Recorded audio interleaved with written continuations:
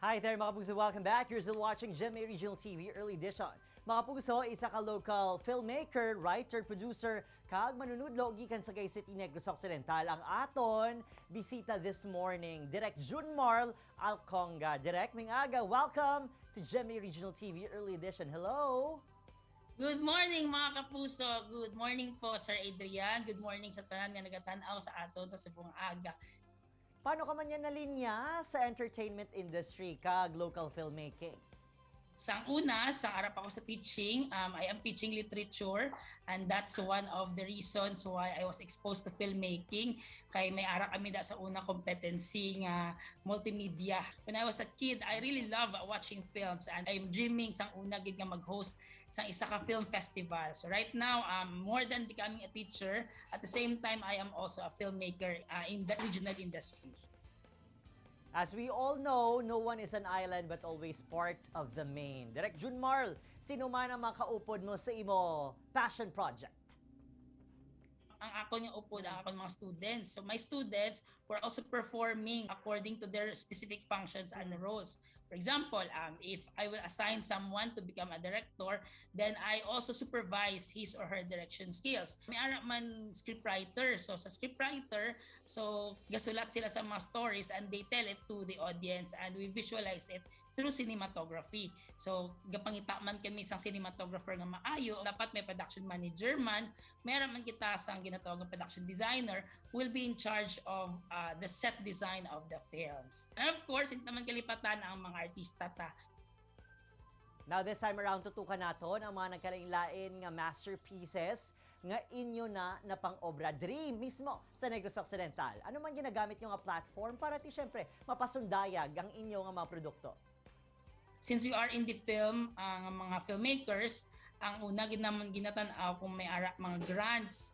Aside from the grants, may ara man mga film festival. So ga-join kami dira. By joining, we allow our stories to be distributed and when it will be distributed, it will be watched by all over in the community or sometimes kung madaog kami kaluyan, our films also are brought to the national levels.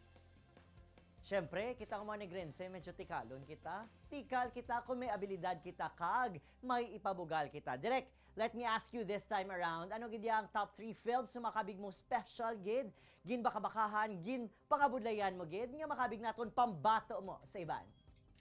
Yes, speaking about my films na naubra na namon, of course, the very first film nga hindi ugid malimutan ang amon nga short film, a 5-minute short film which is The Hipos, which was qualified in the Metro Manila Film Festival for the shorts. Actually, I was not the director of the film, I'm just the creative consultant.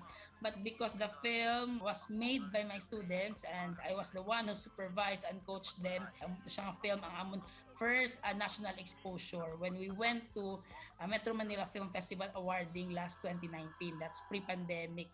Second is of course my very first film nga ako gid nag-direct, ang Inang Tan, because ang Inang Tan is a very ambitious film which was also exposed to pista ng pelikulang Pilipino. Ang pinaka gusto ko pa nga film ang amon film sa Kolonya Divina diri sa barangay sa Sagay, ang pagsalop sang adlaw nga kaluy-ana daog man sa VIDC. Because when I wrote the film myself as the screenplay artist, I was really carried away with the dialogues and the lines delivered by our characters. Di mo man niya ginahugot ang mga tema o storylines, konsepto sa imong mga pelikula, Direk? As a literature teacher, sir, I'm very fond of writing stories about mythology and mga folk tales that happened in the communities. Before we create our films, we used to have that cultural immersion.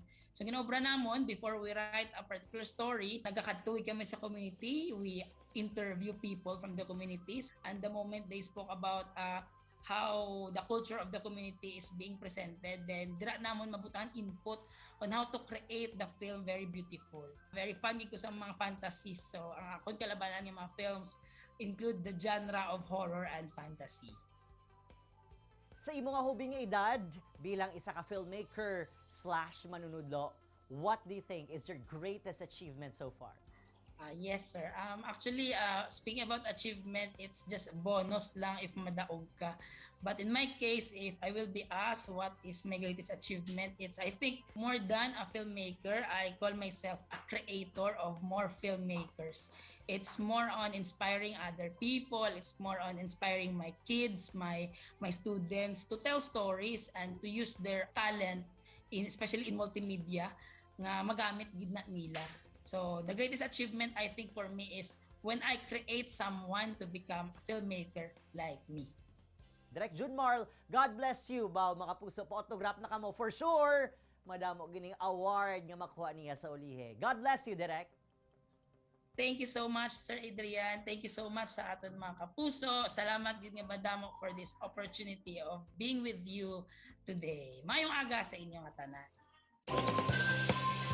Ini ang GMA Regional TV Early Edition.